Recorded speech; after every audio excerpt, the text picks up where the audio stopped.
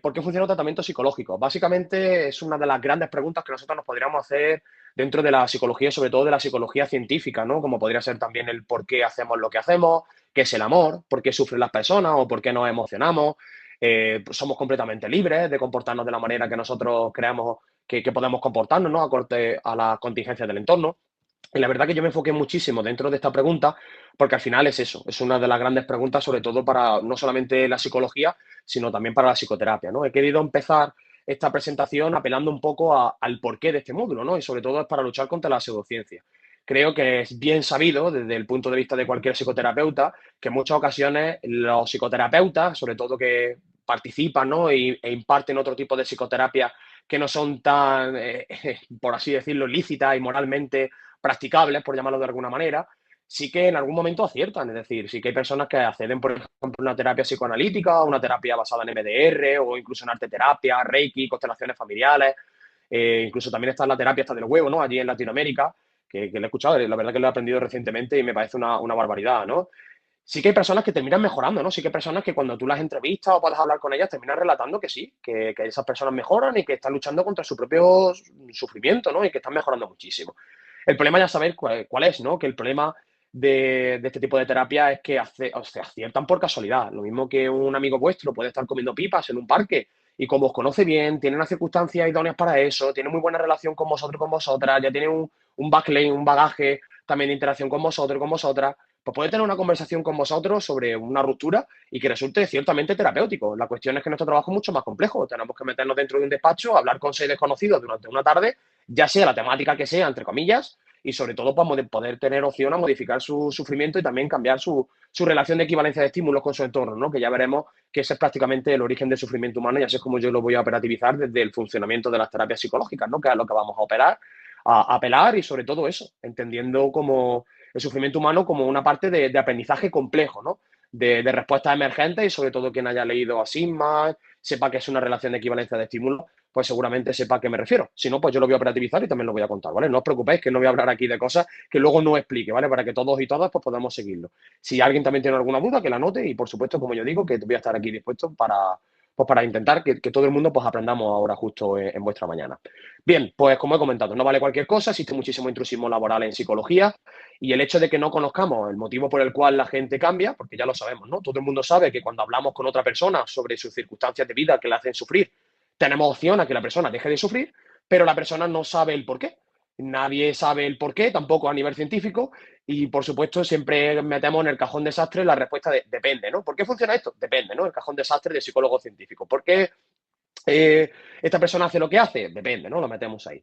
Cuidado con el eclecticismo. Yo, para mí, sí que es importante que podamos entender que existen dos tipos de eclecticismo. El eclecticismo teórico, que básicamente, quien no sepa qué es el eclecticismo, nos referimos a la Macedonia, ¿no? De perspectiva. Básicamente, coger un poquito de todo. Aquí en España, de hecho, lo llamamos modelo integrador. No sé si allí también se denomina de esa forma, pero aquí en España lo llamamos modelo integrador, que dice o apelan a que todo el mundo tiene que integrar toda la máxima cantidad de conocimientos de perspectiva para no dejarse ninguna fuera, para evidentemente, por así decirlo, no dejar o criminalizar ningún tipo de perspectiva, porque si no parece que nos estamos volviendo unos radicales, como nos dicen nosotros conductistas radicales, no saben de dónde viene realmente el término radical, pero creo que ya me entendéis. El eclecticismo teórico es necesario que se evite, ¿no? Porque, como diría Lacato, el núcleo duro de una perspectiva, en su parte central, pues no generaría un programa progresivo, ¿no? De investigación. Es decir, básicamente tendríamos un problema en que dentro de su núcleo, dentro de su filosofía central, serían filosofías que se contradicen entre sí. Es decir, la filosofía o el núcleo duro del conductismo como filosofía o del psicoanálisis como filosofía, no la terapia psicoanalítica, sino el psicoanálisis como filosofía, se contradicen entre sí. Ahora bien, en el criticismo aplicado es más inevitable, ¿no? Porque es muy difícil que vosotros no hayáis practicado algo en psicoterapia dentro de una sesión y que por consecuencia eso no venga recogido dentro de algún manual de modificación de conducta o dentro de algún manual de modelos integradores o dentro de algún manual cognitivo-conductual. Es muy difícil que eso no esté integrado o esté dentro de algunos de los manuales. Entonces, muchas veces como, vale, yo esto lo he hecho en terapia y tiene nombre, ya lo han operativizado en los 90 tal autor. Entonces, en cierto modo, el eclecticismo aplicado es mucho más difícil que no se aplique, pero el eclecticismo teórico, al menos que nos basemos en una serie de conocimientos, de filosofías que sean sólidas y estén consolidadas para poder luego derivar tecnologías que luego tengan un sentido dentro de la terapia, al menos sí que es necesario, ¿vale? Bueno, podemos reforzar respuestas incompatibles, es decir, caer en lo que nosotros denominamos la iatrogenia, ¿vale? Es decir, dejar al paciente peor de lo que ya está. Es decir, no solamente intentar eliminar sus inseguridades o sus problemas de conducta y no conseguirlo, sino de hecho luego generarle otros, ¿no? Hacerle reforzar y reflexionar mal sobre su vida. Crear falsas expectativas, ya sabéis, ¿no? Muchos de los errores principales que algunos terapeutas cometen en su día a día, crearle falsas expectativas, hacerle falsas promesas al consultante y sobre todo decirle que las cosas ocurren por un motivo y por tanto, pues a nivel de predicción, pues vamos o va a ocurrir en su vida esto. Ahí ya le estamos creando una falsa expectativa, como siempre tener la necesidad de darle al consultante respuestas y ya, cuando obviamente no funciona así. Y por último, pues responsabilizar a los demás de su sufrimiento, ¿no? Es decir, en este caso, sobre todo dentro de la autoayuda, de la psicología positiva, todo este tipo de libros ya sabéis el problema que tiene, que básicamente responsabilizan a la persona de su propio sufrimiento. Porque de hecho le decimos, oye, ¿eres infeliz o estás triste porque no tenías medios, no tenías herramientas para poder cambiar tu malestar? Y que sepas que si quieres puedes y que esto siempre ha estado dentro de tu mano. Así que compra este libro para encontrar el secreto para mejorar. Que nunca te voy a dar el secreto del todo porque si no me vas a dejar de consumir psicología positiva y me vas a dejar de consumir autoayuda.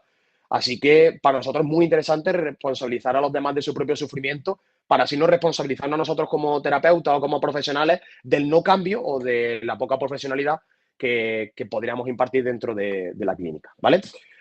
Así que, bueno, apelando también a que evidentemente desde mi punto de vista somos la ciencia más importante que existe, porque la ciencia es conducta humana y la conducta humana es estudiada como objeto de estudio desde nuestra propia ciencia, ¿vale? Hay muchas personas que sí que apelan a que la medicina es la ciencia más importante que existe, cuando la medicina en sí no es una ciencia, sí que conlleva y genera desarrollo científico, y sí que existe la medicina como disciplina científica, pero sobre todo estamos apelando a la parte tecnológica, ¿no? A la derivación de tecnologías para mejorar básicamente lo que viene a ser la calidad de vida humana. Desde mi punto de vista, sí que podríamos entender que la ciencia de la conducta, y bueno, podríamos discutir de la emoción, si consideramos la emoción como un fenómeno conductual o no, que hay algunos autores, sobre todo en conductismo contemporáneo, que ya están separándolo, desviándolo bastante, como una nueva teorización al respecto, no skinneriana, evidentemente, porque Skinner sí que lo operativizaba como eso, ¿no? Como una conducta emocional compleja, etcétera. Sí que podríamos debatirlo, pero bueno, simplemente lo dejamos por ahí, ¿vale? Yo vengo aquí a contaros una historia, ¿vale? Una historia que espero que sea lo más amena posible para contaros un poquito de contexto histórico sobre la gran guerra de la psicoterapia, es decir, la gran guerra y el contexto histórico que le dio un poquito de pie a la explicación sobre el por qué las personas, o sea, o por qué los consultantes pueden cambiar dentro de la psicoterapia, es decir, por qué los tratamientos psicológicos, la psicoterapia funciona, ¿vale? A lo largo de la historia de la psicoterapia han existido siempre dos bandos, ¿vale? Un bando que ha generado, pues eso, investigación que ha confirmado que todas las psicoterapias son igual de eficaces. Creo que aquí muchos ya conoceréis la hipótesis del pájaro dodo, operativizada y estimulada a nivel histórico por uno de los grandes autores supuestamente de la psicoterapia moderna, Walpole, ¿vale? Que sacó un libro que de hecho da pie y da nombre también a esta ponencia, el cual asumía eso, que a través de un metaanálisis él pudo demostrar que todas las psicoterapias eran igual de eficaces y, por tanto, todas las psicoterapias eran igual de lícitas para ser utilizadas independientemente del caso.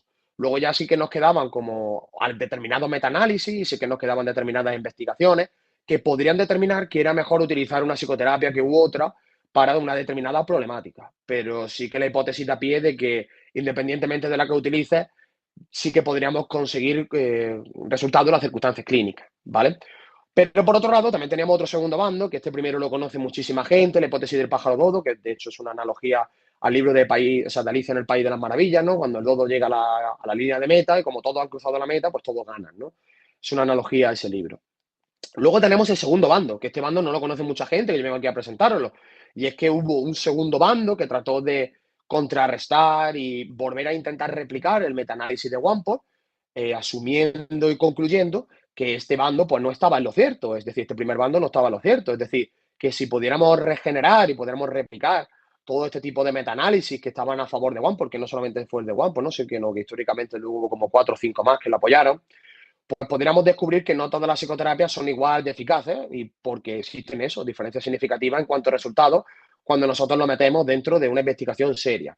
De hecho, dentro del funcionamiento de los tratamientos psicológicos, siempre han existido también dos bandos de investigación, ¿no? El primer bando que se basa en una investigación de resultados y otro bando que se basa en una investigación de procesos. Básicamente en investigación de resultados, el que todos conocéis. Cojo una terapia cognitivo-conductual, cojo otra psicoanalítica y cojo otra conductual y básicamente intento probarlas para, por ejemplo, el trastorno de ansiedad generalizada. Y supuestamente, en función de los resultados, pues ya concluiríamos que a lo mejor la terapia de conducta es mucho más eficaz que la psicoanalítica y que la cognitivo-conductual pues es la más eficaz de las tres, por deciros algo, ¿no?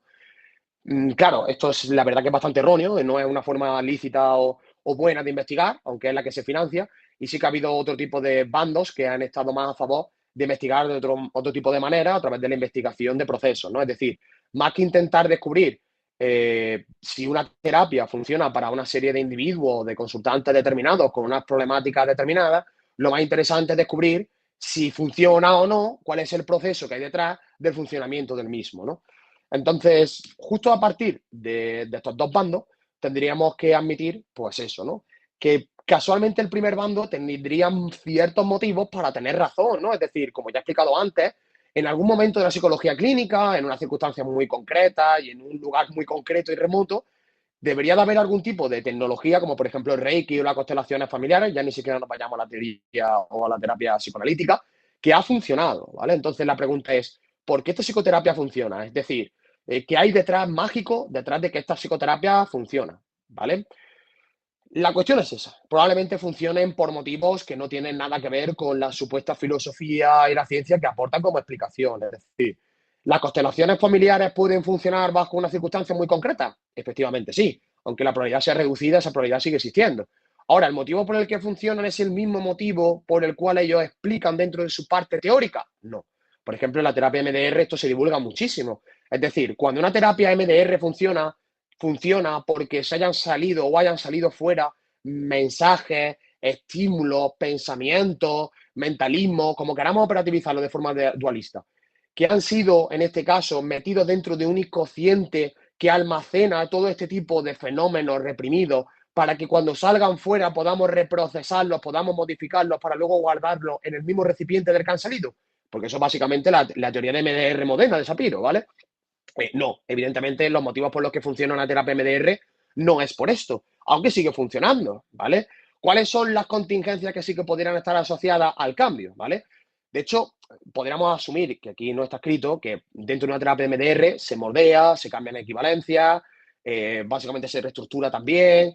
Podríamos asumir todo eso, ¿no? Pero muchas de las contingencias que son muy relevantes son contingencias, por ejemplo, asociadas al ritual y al procedimiento de la terapia. Es decir, hay muchas contingencias asociadas a, yo la verdad es que necesito una terapia que sea un poquito más relevante y un poquito más fuerte dentro de una terapia un poquito más distinta, un poquito más mágica, ¿no? Un poquito más distinta dentro de lo que yo necesito porque ya me he pulido y he eliminado a 5 psicólogos que simplemente hablaban conmigo, me preguntaban por mis cosas, pero no han dado con la clave y yo necesito algo más mágico. Yo necesito un tapping en los hombros, yo necesito un movimiento ocular. Entonces, habría un ritual detrás de que la persona se autogestione, se auto sugestione, disculpa, se autosugestione y se automanipule en términos de, claro, ¿cómo no voy a mejorar si me están haciendo un procedimiento que es mucho más distinto y mágico que al resto de personas normales, que luego cuando normales, porque yo soy superior al tener un problema mayor y a ser mucho más complejo, para que luego cuando yo me siente en un bar a contárselo, pues evidentemente yo sea el centro de atención también de la conversación, cosa que también es importante. Y luego, pues, efecto placebo, variables del terapeuta, ya sabéis, ¿no? Una cosa es que alguien sea psicoanalista y otra cosa es que sea su psicoanálisis, es decir, que a lo mejor la persona dice que es psicoanálisis, pero que luego durante el procedimiento, como ha tratado más o menos qué forma tenemos que, o de qué forma nosotros podemos mejorar, luego tú lo ves y en procedimiento tiene todo menos psicoanálisis, solamente utiliza el diccionario psicoanalítico, pero luego en procedimiento hace un montón de procedimientos que yo como analista de conducta, que trabaja del análisis funcional de la conducta, pues podría hacer también, pero perfectamente, ¿no? Y luego las variables extraterapéuticas, las cuales pues tienen un gran porcentaje o probabilidad de cambio, si es que tuviera sentido atribuirle un porcentaje de cambio, ¿no? Que también hay un montón de estudios que dicen, ¿de qué depende el cambio de una persona? Y te dicen, a un 40% de variables extraterapéuticas, a un 30% de las variables del terapeuta, a un 20% de las variables de la perspectiva, ¿no? Y de la filosofía que imparte la persona. Y yo creo que eso también es completamente erróneo. De hecho, la pregunta de base es errónea. Imaginadlo de esta manera. Si vosotros tenéis un billete de 100 soles, que no sé si existe, la verdad, o de 100 euros, por ejemplo, en euros europeos, y lo partís por la mitad, vosotros no tenéis dos billetes de 50 euros. vosotros lo que tenéis es un billete roto. Es decir, si cogéis una conducta, es decir, es que al 60% innata y al 40% aprendida. O es que al 40% el cambio está terapéutico, al 30% de variables de terapeuta y al 20% de variables de la perspectiva, ¿no? Que se está aplicando, de la terapia en sí. No tenéis nada, lo que tenéis es un puzzle roto, ¿vale? Bueno, en términos de factores comunes de la psicoterapia, esto es muy interesante planteárselo, porque claro, si asumimos que hay ciertas psicoterapias que tienen probabilidades de generar un cambio dentro de la persona, ¿qué tendríamos que plantear? Pues que hay básicamente variables que podrían participar en una serie de características comunes dentro de todo este tipo de terapia, ¿no? Es decir, vamos a intentar entender qué es común a todo, ¿no? Yo he recopilado un montón de factores comunes, dentro de los cuales el más importante siempre será la alianza de la relación terapéutica en todos los metaanálisis y en toda la investigación moderna, sobre todo hispanohablante, que podrían ser ciertamente relevantes para que la tengamos aquí, ¿no? Factores terapéuticos, el contexto político, social y económico, el personal y las características personales del consultante. Dentro de factores de la relación terapéutica, pues ya sabéis, ¿no? La confianza, los deseos de cambiar, de ayudar, ¿no? De involucrarnos dentro del caso, cualidad de comportamiento del terapeuta, etcétera, ¿no? Placebo, la esperanza y la expectación, es decir, si yo creo que voy a cambiar, como una profecía autocumplida, casualmente voy a cambiar, ¿no? Lo que muchas personas ya van muy pesimistas con, eres mi quinto psicólogo, la psicología no funciona y yo sigo viniendo aquí a terapia porque mi madre me obliga, porque mi novio me obliga, ¿no? Y luego, por los propios factores del modelo de la técnica y todo ese tipo de desarrollo científico que hay detrás, ¿no? La justificación y la explicación sólida de nuestro problema, ¿vale? Pero yo, sobre todo, lo que he querido intentar y lo que voy a intentar generar dudas y generar muchos planteamientos es que el origen de verdad del cambio de una persona está en el propio motivo por el cual la persona sufre. Y voy a repetir esto porque es muy importante. Es decir, cuando una psicoterapia verbal funciona, es porque el origen del sufrimiento es el mismo que el origen del motor de cambio de la propia tecnología. Es decir, la causa del sufrimiento humano no es ni más ni menos que el lenguaje. Es decir, el sufrimiento humano no está en la serotonina de las personas, ni en la mente de las personas, ni en el inconsciente de las personas. Solamente está en el lenguaje, es decir, en la interacción lingüística de la persona en términos lingüísticos, como digo, en términos de lenguaje, con su mundo, ¿vale? Por eso una terapia verbal puede modificar problemas verbales, ¿vale? Fijaros que dentro de todos los factores comunes que yo he comentado aquí, podríamos, en este caso, generar un montón de teorización sobre cuál es el papel del lenguaje dentro de cada uno, porque el contexto político, ¿qué es? ¿Realmente la faceta estructural y sistemática que nosotros vivimos en un país concreto? ¿O cómo nosotros aprendemos a denominar eso? Porque para algunas personas que son más partidarias de cómo debería de ser un gobierno en términos de izquierda o de derecha, el contexto político va a ser muy distinto. Si eres muy de izquierda, pues a lo mejor tú estarás súper de acuerdo con cómo se gobierna el país. Entonces, tu equivalencia hacia el contexto político va a ser muy distinta a, por ejemplo, una persona de derecha que diría que la ultraderecha debe de volver, como en Alemania está intentando resurgir, o como ahora mismo está en Estados Unidos. Entonces, qué casualidad que en España o en Perú, que no sé cuál es la situación política, pues la verdad que estamos muy mal porque debería de volver a la derecha, por deciros algo, ¿no?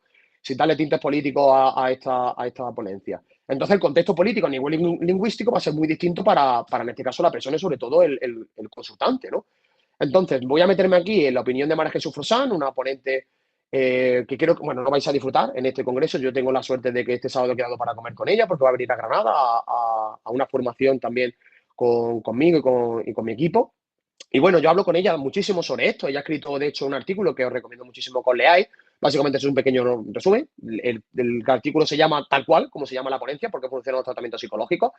Y básicamente María Jesús tiene una opinión sobre estas circunstancias, sobre por qué funcionan los tratamientos psicológicos, exactamente idéntica a la mía. Es decir, el análisis de la conducta verbal durante la interacción terapéutica, es decir, la conducta verbal del consultante, es muy fundamental a la hora de, pues eso, investigar por qué funciona algo, ¿no? Sobre todo ya no solamente del consultante, sino también del terapeuta, es decir, analizar funcionalmente no solamente la conducta del consultante, sino analizar funcionalmente también la consulta, o sea, el comportamiento del terapeuta. Disculpad. Es necesario que durante la situación clínica también sucedan otro tipo de problemas, ¿no? Que también se dan en la situación extraterapéutica, para que este análisis pues, sea también lícito o tenga cierto sentido. Esto también ocurre muchísimo en psicoterapia analítico-conductual de Mavis, gente que haya trabajado aquí o haya básicamente investigado o haya trabajado desde la tercera generación, desde FAP, también le resultará muchísimo, o sea, le resonará muchísimo esta idea, ¿no?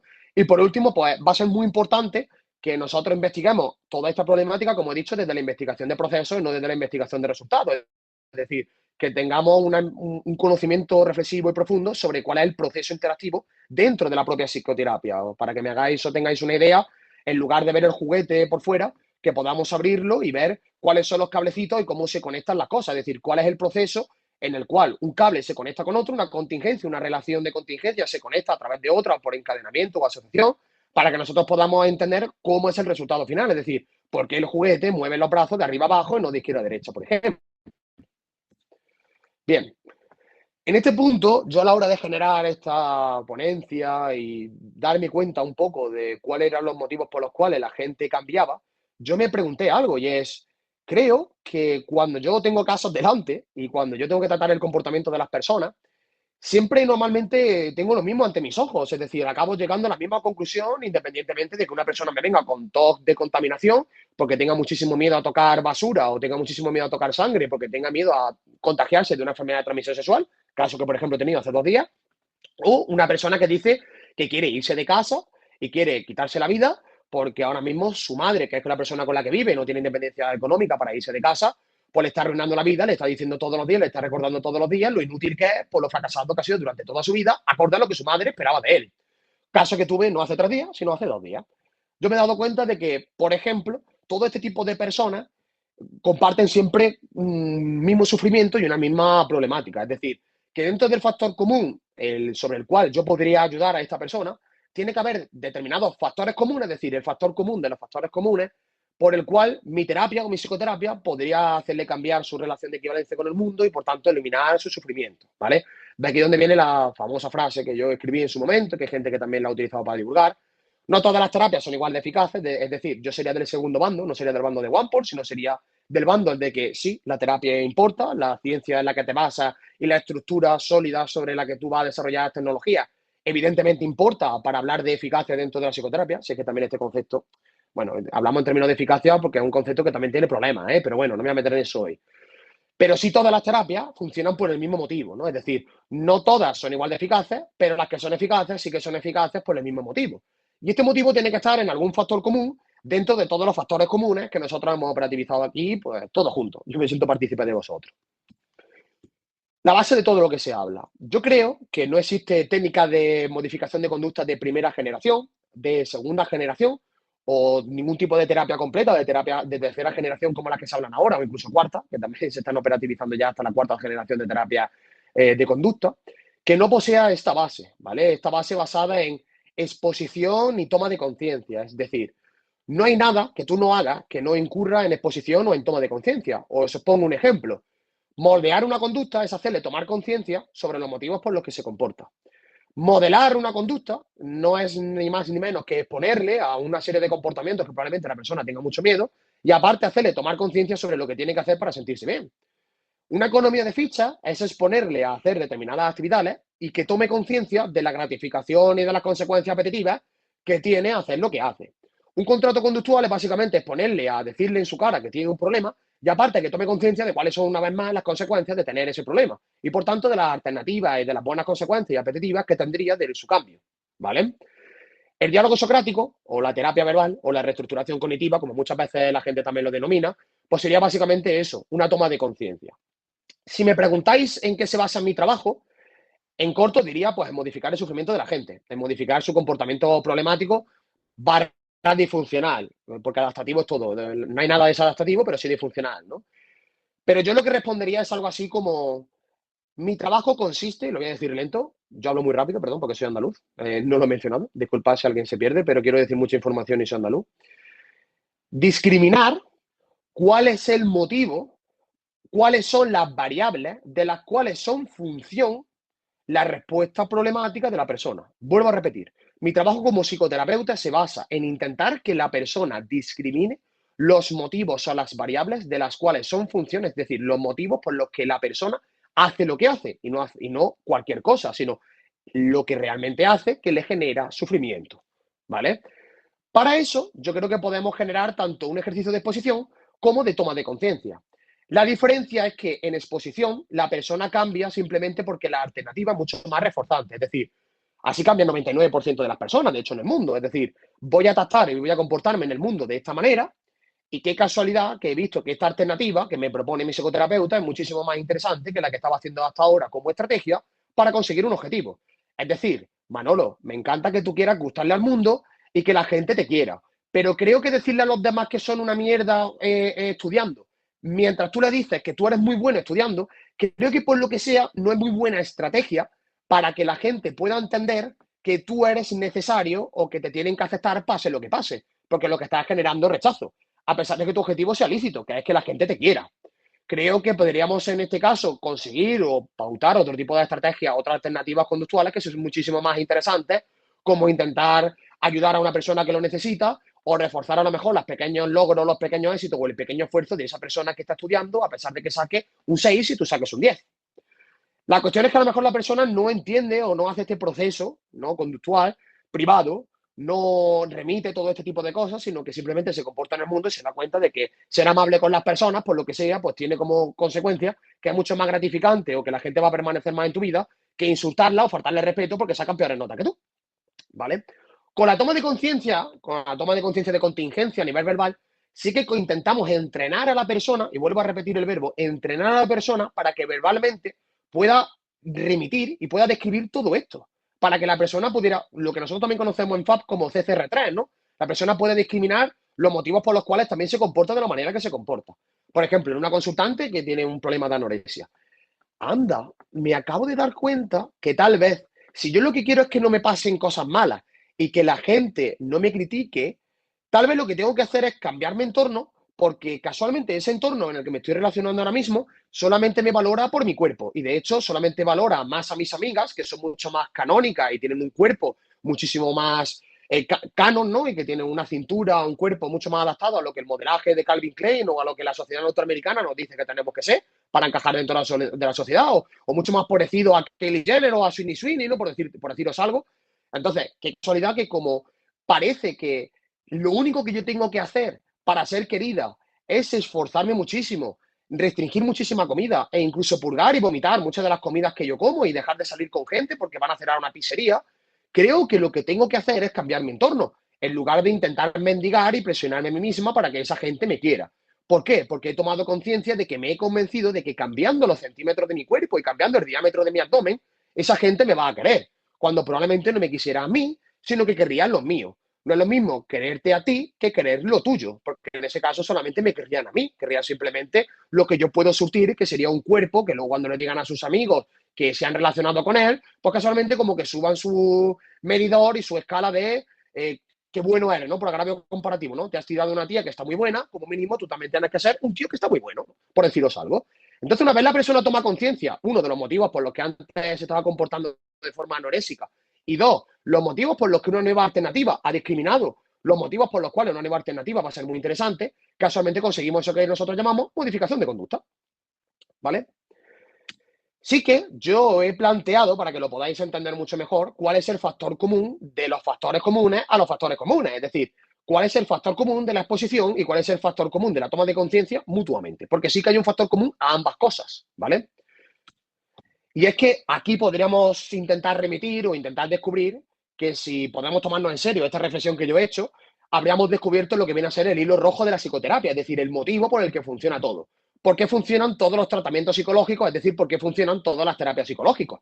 Porque todas las terapias psicológicas se basan en eso, en la búsqueda de argumentos, de motivos, de demostraciones, de razonamientos, ponerle el sinónimo que queráis, el que más os guste, me da igual, de cosas, si queréis ser más genéricos, me da igual, que se basan en eso, que nos permitan darnos cuenta de los motivos por los cuales nos comportamos, ¿vale? Es decir, nosotros en terapia, nosotros le generamos argumentos a la persona para que la persona cambie. Muchas veces le damos y rodeamos una terapia alrededor de la misma idea. ¿Por qué? Porque estamos dando muchos argumentos para que cambie su punto de vista, su simbolización, su interpretación, o en términos conductuales, su equivalencia, como ya he mencionado varias veces, de su sufrimiento humano. Es decir, yo trato de argumentarle a la persona por qué, o mejor dicho, para qué sigue comportándose de forma bulímica. ¿Para qué la persona sigue criticando a todo el mundo a su espalda y se ha hecho una cuenta falsa en Twitter para criticar a todo el mundo? ¿Para qué esa persona querría vengarse de su novio que le ha puesto los cuernos y querría pincharle las ruedas del coche? ¿Para qué, por ejemplo, esa persona le roba dinero o todo lo contrario? Es una persona etiquetada con ludopatía y va continuamente en la ruleta o está todo el rato intentando hacer apuestas deportivas para intentar ver si Paolo Guerrero mete 3 goles o no con la selección peruana, por decir un ejemplo, ¿vale? Entonces, ¿el punto de vista dónde está? El punto de vista está en que toda terapia, sobre todo que se preste, se basa en argumentos, motivos y demostraciones, sobre todo asociados a que la persona tome conciencia o cambie de forma incoherente sobre la incoherencia que supone comportarse de forma disfuncional, ¿vale? Y ahora me diréis una gran pregunta, Antonio, ¿cómo son estos argumentos? Porque yo me pongo a hablar sobre la serie Stranger Things y por qué su final ha sido una basura y porque todo el mundo esperábamos que hubiera una nueva temporada después, porque nadie nos creíamos la basura que ha habido, que la pelea con Berna duró, vamos, que esta ponencia, ¿qué tenemos que hacer? ¿Argumentar de forma cualquiera? ¿Argumentar de forma aleatoria? No. Estos argumentos tienen que tener una serie de características, ¿vale? Para generar una argumentación seria, esta argumentación debe de poseer una función, es decir, debe de tener un sentido y aparte este sentido debe de estar aquí, o sea, debe de estar salvaguardado, ¿no? Y equiparado a un cuerpo teórico, filosófico y científico que esté completamente consolidado. Por lo que sea nosotros a través de la filosofía conductista y de la ciencia entendida como AEC, análisis experimental de la conducta o análisis experimental comportamental, nosotros sí que tenemos un cuerpo tanto filosófico como científico gracias a, bueno, el padre en este caso de la ciencia de la conducta, en este caso Burrus Frederick Skinner, que por lo que sea está bastante consolidado, ¿vale? Estas argumentaciones sobre o hacia dónde deben de ir dirigidas, pues sobre todo a reforzar respuestas alternativas y hacia el castigo de este bucle que mantenían estas respuestas que son disfuncionales. Es decir, estos argumentos deberían de ir dirigidos hacia el castigo, por ejemplo, de la purga justo después de comer, ¿vale? Y sobre todo hacia el reforzamiento alternativo, ¿vale? De otro tipo de respuestas que son mucho más funcionales. En este caso, fijaros, yo trabajo también mucho con anorexia. Aquí en España hay o sea, un supermercado que la verdad que es muy famoso, está como, también es muy criticado, ¿no? Porque su jefe es un filántropo, se llama Mercadona, si alguien ha venido aquí a España lo conocerá. Y es muy famoso porque saca productos de marca blanca, pero que son mucho más baratos, pero que tiene también muy, muy, muy buena calidad. En su momento sacaron unos cereales, parece que no, pero echando mucho contexto, pero es necesario. Sacaron unos cereales que se llaman como rellenitos de leche. Básicamente son como una almohadilla que son como crujientes, que básicamente tienen como relleno del Oreo blanco. ¿Qué ocurre? Que estos cereales, cuando se comen con leche, son muy reblandecidos. Y se puso muy de moda, sobre todo por chicas que habían sido, pues eso, ¿no? Diagnosticadas, etcétera, y que podemos partir de que tienen la problemática, que ya sabemos que los trastornos mentales no existen y que son un error categorial y una reificación básicamente de un error lógico del lenguaje, que ya lo sabemos todos, ¿no? Pero se puso muy de moda en chicas etiquetadas con este tipo de trastornos comerse el paquete de una sentada, que básicamente son como 700, 800 gramos, más el litro de leche pertinente que se tendrán que tomar de vaca, que tiene también pues, bastantes calorías, siendo mujeres que a lo mejor pesan por 50, 60 kilos, tomárselo de una sentada para luego vomitarlo. Es decir, lo vomitaban de una sentada simplemente porque era muy sencillo vomitarlo y se puso muy de moda atracarse con este tipo de comida por la sencillez que luego tenían, ¿no? Entonces, básicamente nosotros, ¿a dónde iríamos? A reforzar respuestas alternativas como relacionarte con un grupo o con una serie de personas que no te valoren por tu cuerpo, pero también castigar el bucle disfuncional de respuestas como el espejo, la hipervigilancia, las fotos, las comparaciones y, por supuesto, también, pues, por ejemplo, lo que sería el atracamiento o la conducta de atracón, por ejemplo, de cereales de leche, ¿no? Que eso es una conducta que he tenido yo que castigar, por desgracia, muchas veces aquí en España porque se puso muy de moda eso hace años, ¿vale?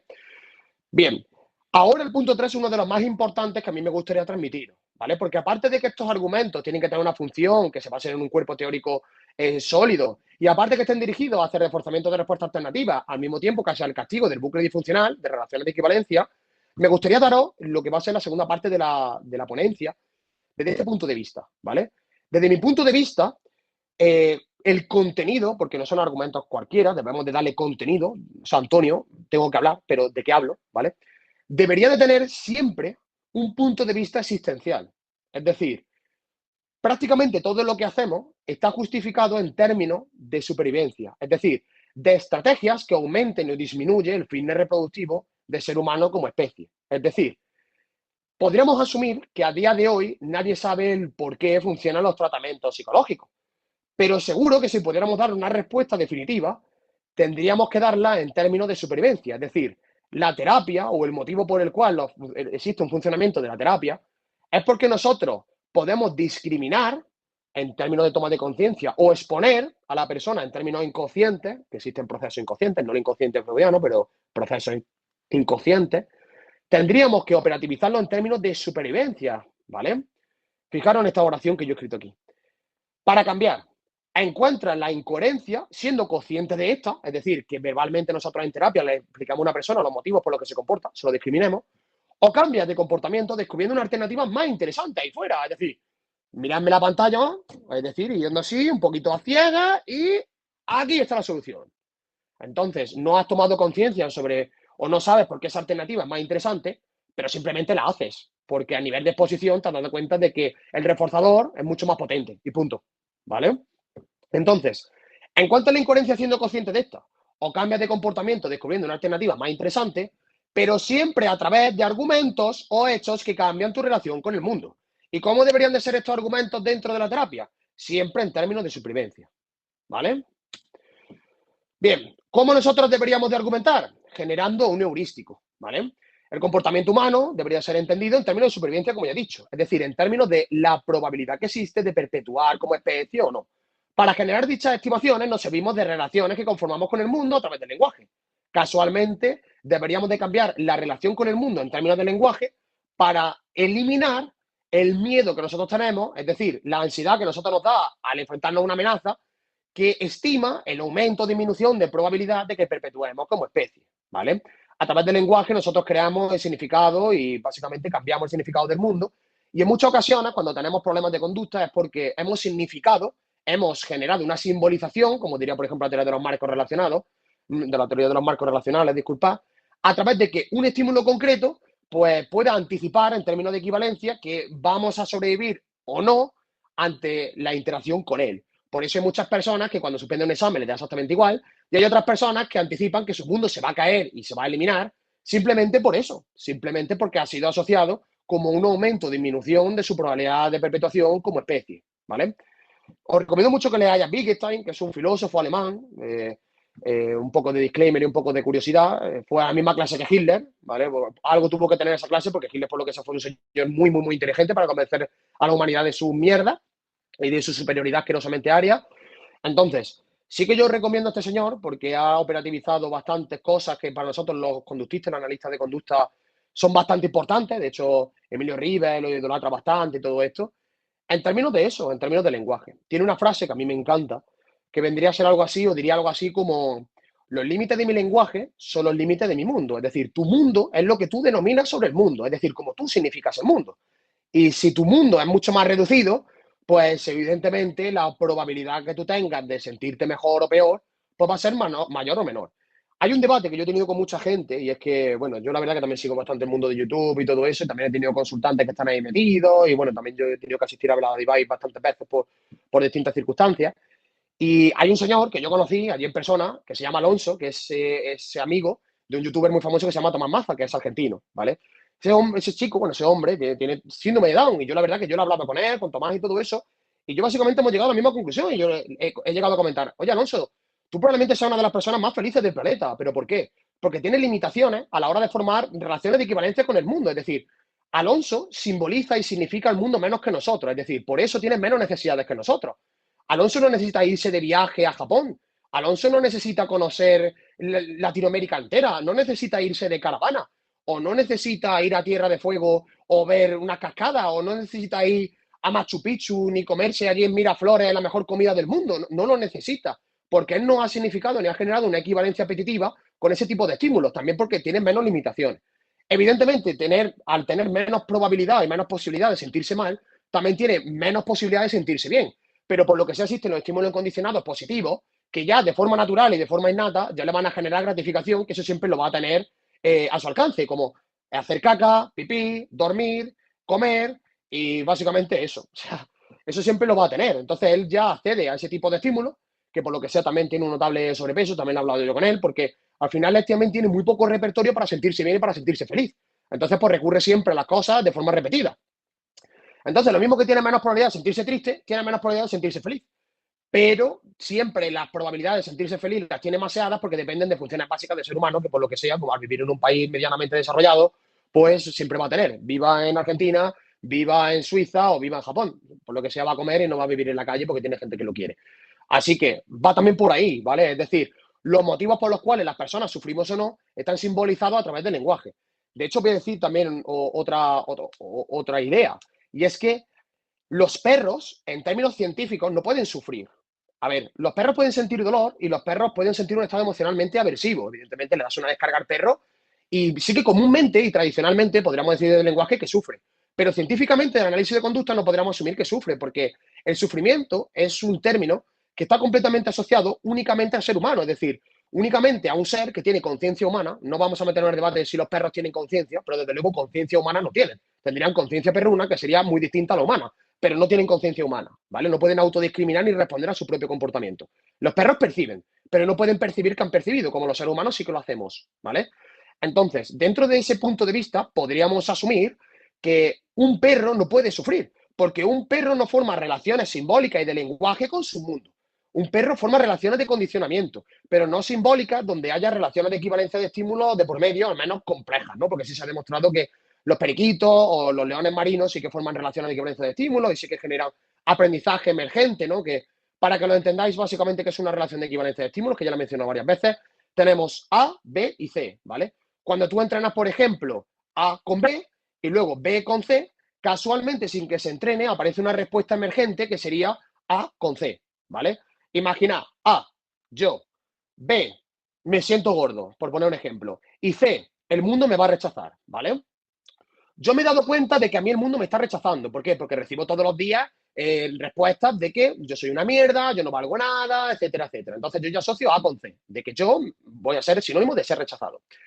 Y luego, yo también he visto en muchas ocasiones cómo a la gente gorda públicamente se le rechaza, B con C.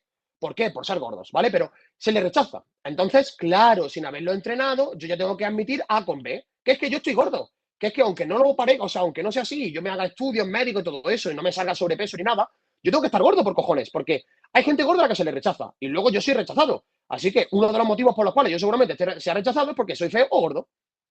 Entendemos, ¿no? Así como se conforma una relación de equivalencia de estímulos.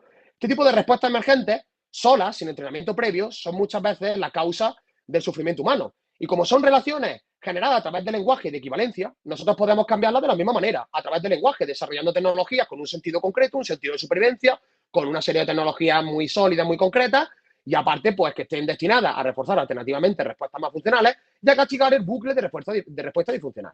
¿Vale? Bueno, algunas nociones. El cambio es bidireccional, ¿vale? Nosotros cuando generamos interacción lingüística con el ambiente estamos generando una transformación recíproca, ¿vale? Lo mismo que las cianobacterias transforman la atmósfera de la Tierra, ¿no? A través de ese oxígeno, el oxígeno pues también transforma la unidad más básica de ser vivo, como por ejemplo podría ser un organismo unicelular para que eso dé pie a otros, ¿vale?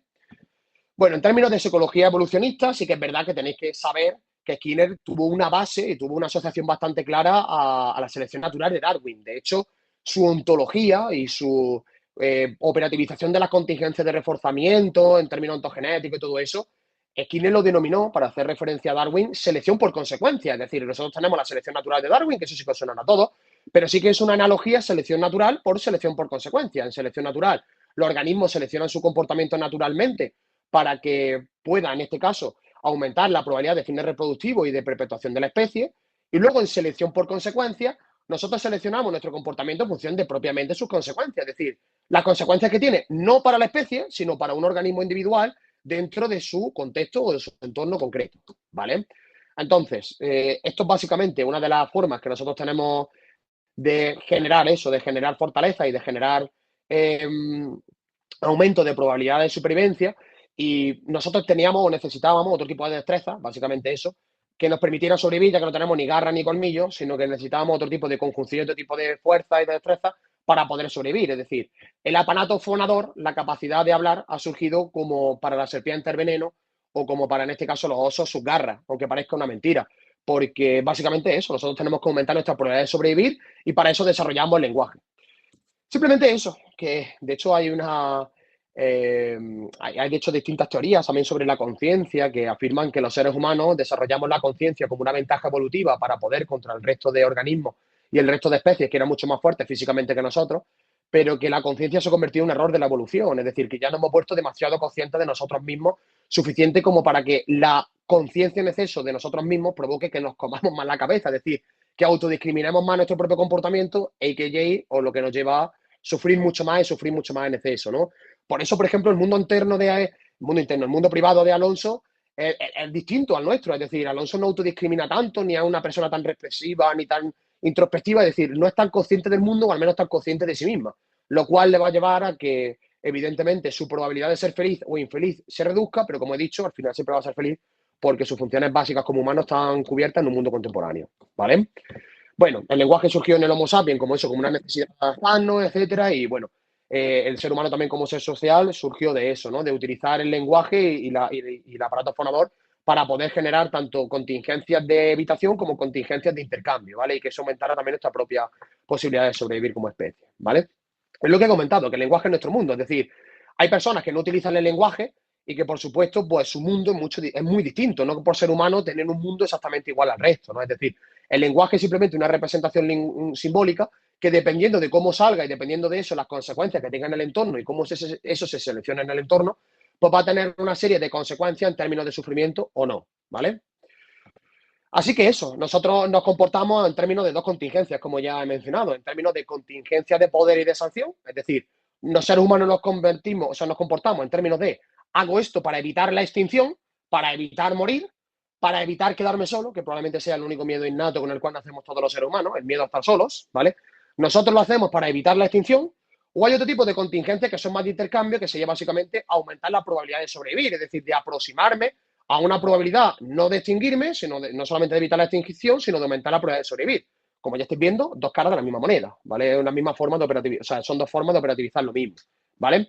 Todas estas relaciones que los seres humanos conforman con el mundo son transversales a todas las prácticas culturales y también institucionales, ¿no? Porque, como ya sabéis, en análisis de conducta no solamente consideramos la parte filogenética seleccionada naturalmente o la parte ontogenética seleccionada por consecuencia, sino que también tenemos que seleccionar una parte metacontingencial, el comportamiento en masa. De hecho, preferiría escuchar muchísimo más a un sociólogo hablar sobre sociología que a un psicólogo cognitivo probablemente hablar sobre la 4B o sobre que su nueva operativización de mente recoge ámbitos comportamentales, ¿no? Y recoge básicamente fenómenos comportamentales, cuando eso ya nosotros lo hicimos en 1914, ¿no? Con el manifiesto conductista de Guasó. Vale, la cuestión viene a ser así, ¿no? De hecho, yo os recomiendo un montón ver los documentales de orca, sí, de orca. Se está demostrando mucho que a nivel tan contingencial, las orcas se están diferenciando mucho por básicamente como especie y también por manada. Es decir, las orcas del Pacífico son muy, muy, muy distintas ya a las orcas del Atlántico, hasta tal punto que dentro de unos cientos o incluso miles de años podríamos asumir que ya va a haber dos especies distintas, la orca del Pacífico y la orca del Atlántico, cosa que podemos observar a día de hoy, como ya está viendo un montón de diferencias metacontingenciales en términos de cómo se organizan entre ellas para cazar y todo eso, ¿no? Son ya pues dos especies distintas. Así que, pues, para terminar, como un resumen de lo que he intentado exponer y espero que hayáis entendido lo máximo posible, si no, aquí yo ahora tengo pues media horita para responder preguntas. Bueno, todo está mediado, no solo por discriminaciones que ponen en peligro nuestra supervivencia como especie, amenazándonos, sino también por otro tipo de discriminaciones que aumentan la probabilidad, ¿no? Es decir, no solamente para evitar la extinción, sino también para aumentar la probabilidad de que nosotros sobrevivamos como especie, ¿no? Este tipo de operativizaciones y de fenómenos no solamente se hacen en términos de perjuicio, como he dicho, de evitación, sino también de beneficio, ¿no? Para conseguir mejores condiciones de vida, más placer emocional y permitir supervivencia a los mismos individuos de la misma especie. Yo quiero vivir mejor que los demás, o sea, yo quiero vivir mejor que los demás, no que si los demás viven mejor que yo, eso me indique que mi probabilidad de sobrevivir disminuya. Esto es así, o sea, muchas veces humillamos a los demás, prejuzgamos a los demás, envidiamos a los demás, no porque queremos que los demás vivan peor, sino porque el hecho de que ellos vivan peor podría provocar que yo viva mejor, que al final es lo que yo quiero, o evitar la extinción o aumentar mi probabilidad de supervivencia, ¿vale? Y este tipo de contingencias no solamente están mediados por poder, sino también por intercambio, es decir, no solamente nos mediamos por el miedo a estar solos, porque ya sabéis, si nos quedamos solos, evidentemente vamos a morir. Es decir, antes teníamos un montón de miedo a quedarnos solos porque si no íbamos de una manada de humanos, no sabíamos luego dónde estaba el resto de humanos, ¿no? A lo mejor estaban como adentro de 40 kilómetros y entonces pues la probabilidad de morir pues, era bastante alta, ¿no? Es lo típico, si existe un ser humano en el monte A y existe otro ser humano en el monte B, ¿cómo me aseguro yo que estos dos seres humanos se juntan para hacerse más fuertes y que puedan contra el oso y el tigre, que por lo que sea pesan una tonelada, y ellos físicamente, el Homo sapiens sapiens no puede contra él?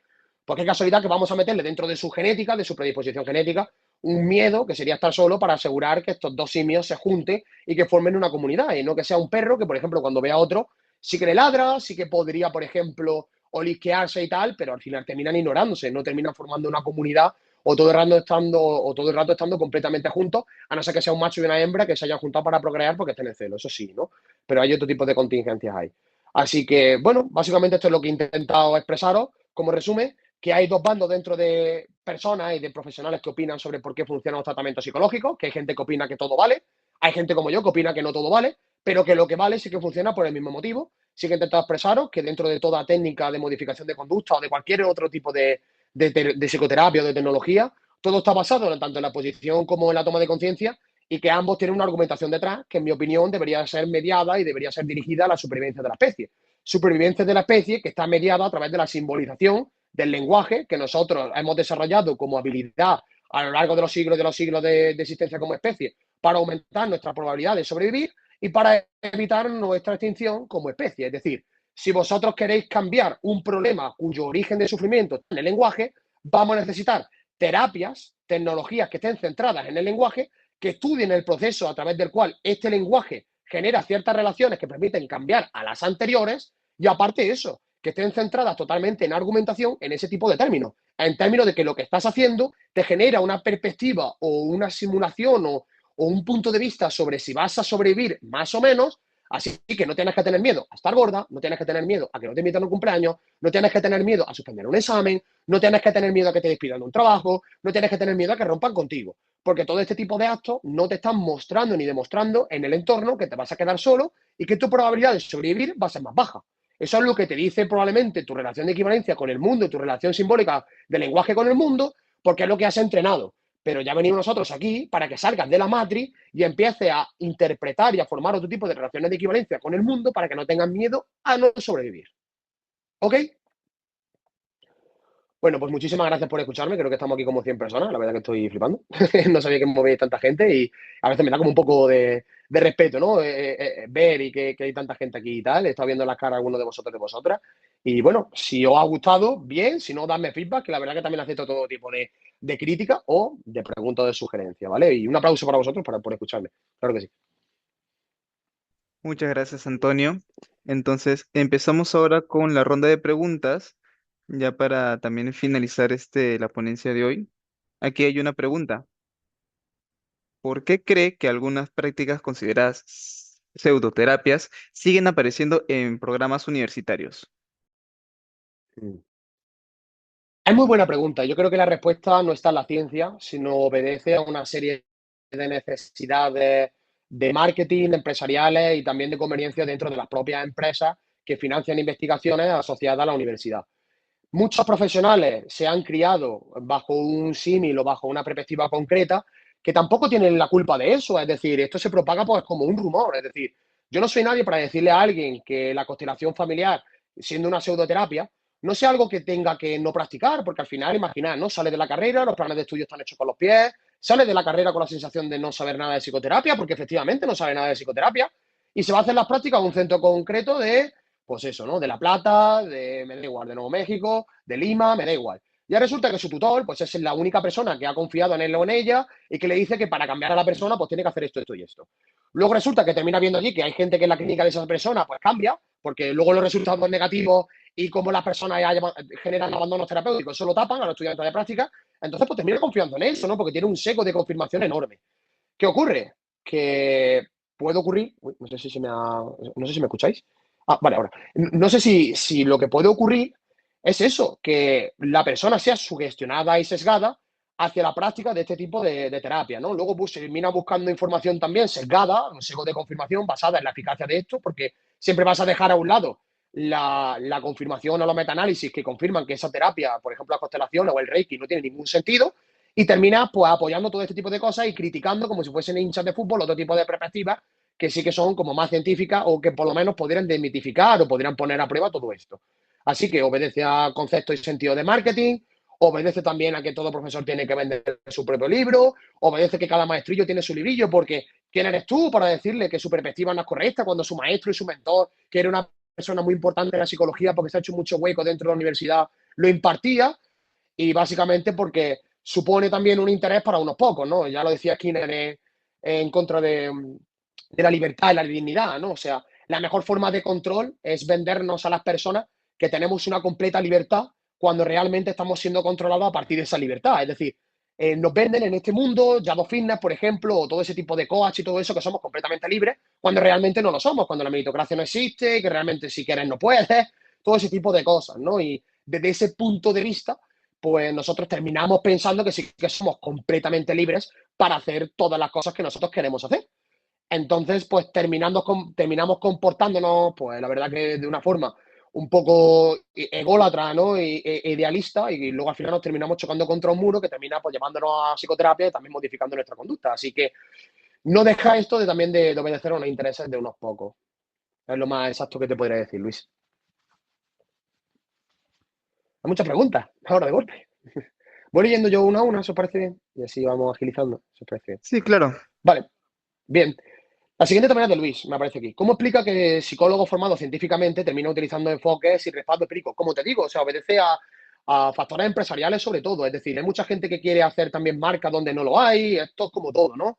Imaginad que, por ejemplo, yo saco al consultante de mi sala, de mi despacho, y lo saco a la sala de espera, donde allí tengo un proyector y le digo, mira, aquí tengo yo tu análisis funcional, súper bien detallado. Tengo aquí incluso un vídeo que he hecho yo con IA sobre cómo tú te comportas cuando paseas el perro y te da miedo encontrarte a tu ex, aparece con su cara, con la IA, y aparece la persona y le digo, mira, pues la alternativa que tú tienes que hacer es esta, esta y esta, y se lo represento gráficamente, visualmente, y me dice, pues mira, gracias, porque ya me he enterado de qué tengo que hacer, ya me he enterado de los motivos por los cuales debo de dejar de tener miedo a hacer mi vida tal y como antes, tal. Habría inventado la proyectoterapia o la IA-terapia. Porque, claro, he utilizado un proyector para hacer psicoterapia con esta persona y así es como se crean las terapias, básicamente. Pongo a una persona a dibujar y a través del arte pues me dice que ha conectado muchísimo consigo mismo y que se siente mejor. Y así he creado la arte terapia. No, evidentemente no. Simplemente he generado una serie de herramientas para que la persona pues acuda a un hecho. Es decir, yo le he querido transmitirle un hecho, como una metáfora. Yo quiero transmitir una idea, pues a través del arte le he transmitido una idea. Pero eso no quiere decir que la arte terapia tenga sentido o que la proyectoterapia tenga sentido. ¿Qué ocurre? Que muchas veces pasan este tipo de fenómenos y cada uno pues quiere posicionarse dentro de la psicología como le da la gana y como quiere para eso, para sin respaldo científico y empírico poder comportarse acorde a un negocio porque evidentemente aquí tenemos que comer todos y también en una comunidad donde el ego pues o sea, nos sobra bastante y queremos ser los mejores siempre dentro de nuestro ámbito, pues siempre queremos tener algo que decir. Hubo hace tiempo un debate en YouTube de una divulgadora que yo también conozco aquí en España, que se llama La Gata del Rodiger y Crespo, que son dos divulgadores muy famosos aquí, que no sé si habéis visto eso, pero yo lo animo, que básicamente fue un debate entre tierra plana, tierra esférica achatada por los polos, como queráis denominarlo, y terraplanismo, ¿no? Casualmente, para defender la tierra esférica, ¿qué tendrías que ser? Pues doctorado, catedrático en física, de hecho, Rocío es periodista científica. ¿Y qué es lo que tienen que ser los terraplanistas? Pues personas que hasta hace 2 años no sabían o no se habían planteado nunca que la Tierra es plana.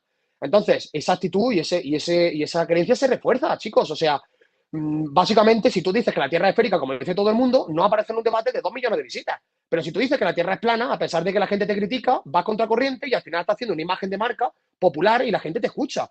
Y hay gente que lo apoya. Es decir, sería un intelectual dentro de su nicho, a pesar de ser muy criticado, pero la gente termina escuchando a esa persona. Entonces, ¿os preguntáis de verdad por qué esa persona quiere apoyar la Tierra plana? ¿Ser lo mejor que le ha pasado en su vida? O sea, porque ha conocido ahí a su novia, porque también forma parte de la misma comunidad y será lo mejor que le ha pasado en su vida, chicos. O sea, no me preguntéis por qué alguien practica una pseudoterapia, porque ya sea de forma económica o ya sea de forma universitaria, ya sea de forma como sea, ha sido reforzado.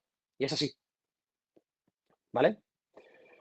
Bueno, ¿la psiquiatría entra en complemento de los tratamientos psicológicos o se puede prescindir de ella totalmente? No, yo no prescindiría de ella totalmente, ¿vale? Yo sí que soy fan de utilizar determinados psicofármacos, aquellos que no generen adicción o tengan un bajo porcentaje o rango de eso, ¿no? De efectos secundarios, sobre todo acorde también al historial médico de la persona, etcétera, en cualidades y en circunstancias muy concretas. ¿Cuáles son esas circunstancias muy concretas?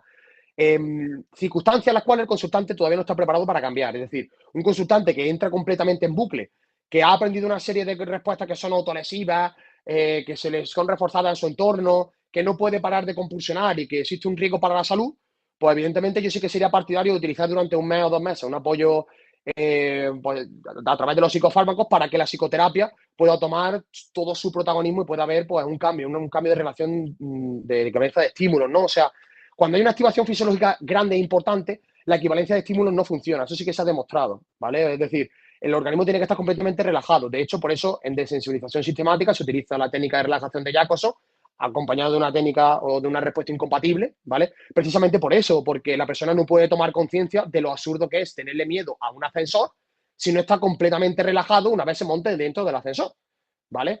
Por eso, en momentos en los cuales las circunstancias no lo permiten, yo sí que soy fan de utilizar determinados psicofármacos, pero como digo, durante un tiempo muy corto, a partir de que o hasta que la psicoterapia ha generado los primeros avances suficientes y evidentemente siempre intentando minimizar el riesgo de eso, ¿no? De efectos secundarios.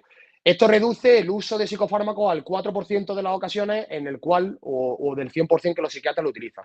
Pienso que los psiquiatras lo pueden utilizar a un 96% mal y a un 4% bien. Es así, ¿vale? A ver, ¿cuál es la limitación de la terapia cuando el contexto no apoya o no se puede modificar?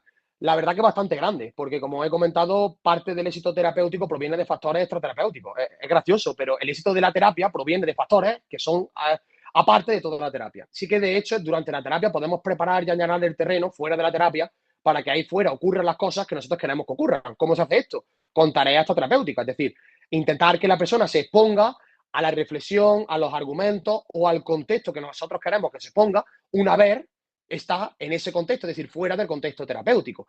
La limitación de la terapia cuando el contexto no apoya, la verdad que es tan grande como, no sé quién ha visto de aquí el juego del calamar, pero por lo menos en España se jugaba mucho un juego de la cuerda, ¿no? De tirar, ¿no? De que unos tiraban y otros y otros se quedaban y se caían al fondo, ¿no? Vosotros pensar eso, nosotros tratamos de que la persona deje de pensar que está gorda o de que estar gorda no es un problema, mejor, cuando a lo mejor tiene en su entorno al novio, a la mamá y al primo que está todo el rato diciéndole gorda, gorda, gorda, gorda. Entonces, la limitación del entorno sería tan suficiente como para que se reforzara o, en este caso, castigara nuestras propias verbalizaciones, ¿vale? Nuestras propias equivalencias. Esa es la limitación que tiene el entorno.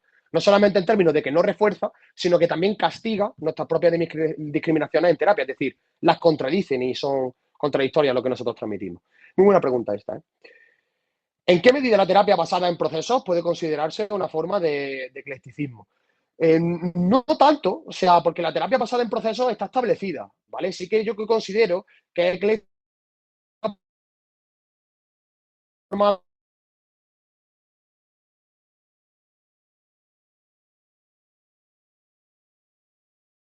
de movimiento, en términos de tiempo, de explicaciones al consultante, eso sí, eso yo sí que estoy de acuerdo. Pero, bueno, ecléctica, es una terapia independiente. El problema con el modelo integrador, como yo comento, chicos, es que nadie sabe qué es el modelo integrador. O sea, que el modelo integrador no existe como perspectiva o como estructura aparte.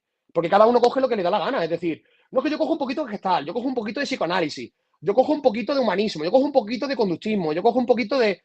A ver, pero ¿qué coges concretamente? Porque si me concretaras, si me operativizaras, ¿qué coges concretamente? Existiría un libro que pondría modelo integrador, cosa que no existe.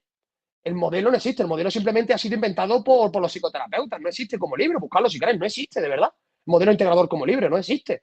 Lo que existe es simplemente un planteamiento general de yo trabajo un modelo integrador para asumir que ha leído determinados libros, los que su novia le ha regalado por Papá Noel o los que casualmente le han regalado en una formación para decir que tiene una formación en algo en humanismo. Pero uno tendrá un modelo integrador de Feriquito de las Palotas y otro tendrá de otro, ¿no? O sea, es una complicación importante por eso. Eh, ¿Cuándo será el Psicofest 2026? Uy, qué buena pregunta. Vale, yo lo digo aquí, el Psicofest en 2026 no se va a celebrar, ¿vale? Nosotros necesitamos un año de barbecho, nosotros necesitamos un poquito de paciencia para poder volver a hacer un Psicofest, que esto ha sido como la intro, pero queremos volver mucho más fuerte. Yo sí que os puedo decir que probablemente en primicia vuelva en 2027, no, al 100%, no, al 1000% va a volver en 2027 y que casualmente va a ser más o menos marzo, ¿vale? Marzo de 2027, pues si alguien quiere ir preguntando, sacando vuelos, lo que sea, sobre todo porque muchos soy de Latinoamérica. ¿Vale? Marzo de 2027 aproximadamente. Volverá con más debates, más cosillas. Y bueno, la verdad que estaría muy interesante que también pudiera participar si se me permite, ¿eh? Con que yo sea el CEO, yo necesito también un backstory y un storytelling ahí detrás, ¿eh? Que yo necesito una persona que quiera debatir conmigo con un sentido, ¿eh? Un poco como, ya sabéis, ¿no? Los UFC o los WWE, ¿no? Tiene que tener un sentido. Yo tengo que venderlo, ¿no? Porque si no, no voy a meter yo ahí por la cara por ser ahí el organizador de eso. Nunca me ha gustado y por eso no lo he hecho en las 4 ediciones que ya llevamos. Nunca he participado. Pero ojalá pueda surgir en el futuro también. Bien, Felipe pregunta, ¿cómo cambiar esa equivalencia de estímulos que aumenta el sufrimiento humano? ¿Ese cambio en la equivalencia podría ser llamado como una revalorización de sentido, de peligro de situación? El término revalorización no estoy familiarizado con él, pero si habla de revalorización en términos mm, cambio, ¿no? Revalorizar es algo, es volver a valorar algo para ver si puede tener sentido o no tiene sentido. Es decir, contraargumentar, reprocesar, cambiar algo, modificar algo. O sea, revalorar algo es cambiar algo que antes sí que podía ser de una manera y ahora tendría que ser de otra. Si quieres, sí, porque no conozco el término, no te podría ayudar en eso. Pero respecto a la primera pregunta, claro, la ponencia ha ido de eso. Es decir, ¿cómo se cambia esa equivalencia de estímulos? De dos formas, a través de toma de conciencia o a través de exposición. Es decir, coges a la persona y la expones al mundo para que adquiera argumentos del mundo y para que en un momento determinado, cuando se cree que no la quiere nadie, la expone en un sitio, en un lugar en el cual empieza a recibir amor de un nuevo grupo de amigos, pues está recibiendo argumentos de que igual no vale tampoco, ¿vale? Eso habría sido a través de exposición. A esa misma persona que piensa de sí misma que es una mierda, podríamos hacerle toma de conciencia en términos de, ¿no te das cuenta de que si nadie te quisiera, no te habrías tenido relaciones sociales nunca con nadie?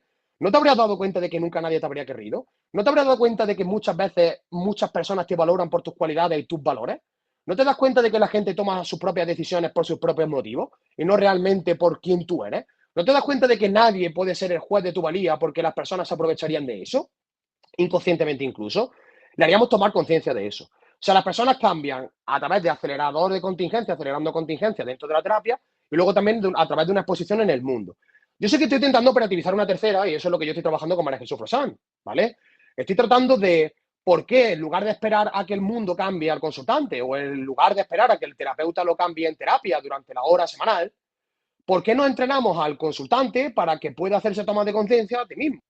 Porque esto sería un entrenamiento en regla, que básicamente es lo que están investigando ahora mismo en Acobeo. Es decir, podemos entrenar a un consultante para que pueda generar de forma discriminada, de forma consciente, reglas que le sirvan para palpar y para interaccionar en el mundo, reglas que sean mucho más funcionales a las reglas inconscientes que el mundo le ha generado, porque estas personas siguen funcionando a través de reglas. Simplemente que las reglas a través de las cuales funcionan, pues son reglas inconscientes, es decir, son reglas que ha conformado a través de la aleatoriedad, del efecto mariposa, de me he liado o mi novio ha sido Marcos en lugar de Rubén o mi amigo es Pablo en lugar de Antonio. Simplemente por la aleatoriedad de comportarte con una determinada persona u otra, terminas conformando quién eres, porque nadie nace con personalidad y la personalidad es un término que no existe. O sea, tú simplemente eres aprendiendo a comportarte de los demás. Y si te relacionas con Rubén, te va a comportar de una manera, y si te relacionas con Marco, eres de otra, porque las personas somos trocitos de otras personas. Entonces, qué casualidad que nosotros podemos enseñar y entrenar a una persona a generar reglas de forma consciente, para que luego en psicoterapia, uno, siga el seguimiento instruccional de nuestras reglas de forma más sencilla, y dos, podamos darle estrategias y tareas terapéuticas a la persona para que pueda exponerse a las cosas y a las condiciones que nosotros necesitamos. Básicamente sería algo así como, quiero hacerle las preguntas correctas al consultante para que adquiera e interaccione con las respuestas que necesita para cambiar. Quiero que la persona se haga las respuestas concretas para que adquiera las soluciones necesarias para que cambie. No sé si me lo habéis pillado, pero en eso se puede generar un entrenamiento instruccional y sería una tercera forma de que la persona cambie. No quiere decir que, por ejemplo, vosotros, sin haber tenido idea de que esto se puede hacer, no habéis generado inconscientemente un entrenamiento instruccional a vuestros consultantes, que también lo habréis hecho. Simplemente que nosotros queremos generar un programa concreto que sea parsimonioso, simple y que de verdad sea efectivo para la mayoría de condiciones que pueden tener una persona en psicoterapia. ¿Ok? Eh, ¿Qué tanta posibilidad hay de que se desarrolle un psicofe en Perú? A ver, podría haber posibilidad. Lo que pasa es que yo necesitaría pues, un hilo conductor, necesitaría allí determinadas personas con las cuales trabajar y luego también pues, determinada financiación y patrocinadores, porque al final vosotros queréis un psicofest para que yo también lleve allí pues, la gente con la que trabajo, ¿no? Vosotros queréis que monte yo allí un debate en María Jesús, con Carmen Luciano, con Santiago Benjumea, con un montón de, con Esteban Freisa, leyendas básicamente de la psicología y del análisis de conducta y que me traiga algunos del SINCA de Latinoamérica. La verdad que sería genial, pero claro, paga 1.500 euros el vuelo, más alojamiento, más absolutamente todo, ¿no? Y de hecho yo no gano dinero en Psicofest. Yo en el primer y segundo Psicofest perdí bastante dinero de mi bolsillo, que de hecho iba a hacer un viaje yo a Latinoamérica y me quedé sin hacerlo porque palmé como 700, 800 euros en el primero y en el segundo, ¿eh? En cada uno. Luego ya con el siguiente he ganado dinero, pero la verdad que lo sobrante para eso. Así que, bueno, sería muy interesante. De hecho, en México sí que tengo determinados contactos que sí que podrían a lo mejor hacerme lo posible y todo eso. Y sería muy interesante, sí. Pero por mí, ojalá que a mí Latinoamérica me encanta. De hecho, tal vez vaya a Perú este verano. O sea, igual en agosto me voy a Perú porque me encanta. Eh, Podemos hacer una colaboración con el Centro Asistencial Psicológico Docente. Cualquier persona que quiera hacer una colaboración tiene mi contacto a través de Instagram, de mi email.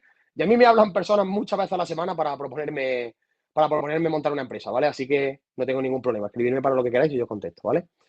¿Qué es lo que realmente hace que alguien cambie en terapia más allá de sentirse escuchado?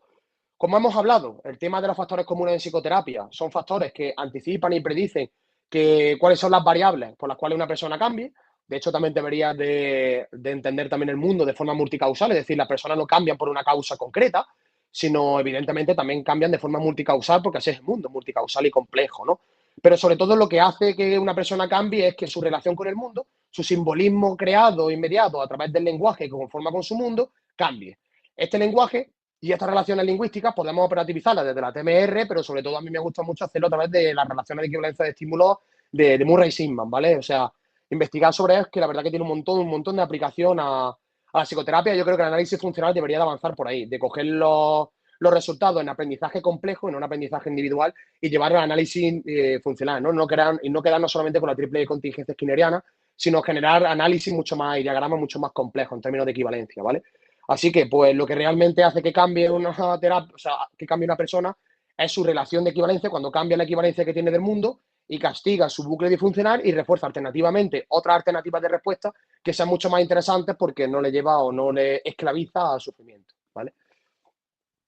Mauricio, en mi uni me están poniendo como materia las pruebas proyectivas. Estas que son como matchover, manchas, frases, incompletas, interpretación de imágenes, etcétera. ¿Hay alguna de estas que realmente valga la pena rescatar o ya de plano son técnicas obsoletas para la psicología moderna como la conocemos?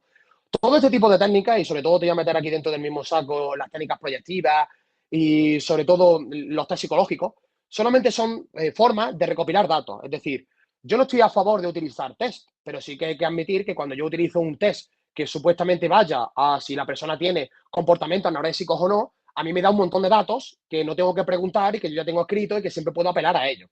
Ahora, este tipo de pruebas, el problema que tienen es que te generan diagnósticos e interpretaciones, porque que nosotros utilicemos eso como un dato de, bueno, de hecho las técnicas proyectivas no tienen ningún sentido, ¿no? Pero en el test psicológico, un ítem que me diga, tengo miedo a que mis amigos me digan gorda, cosa que yo no le he preguntado, y me pone un 5, me lo rodea una escala tipo Likert de un test psicológico.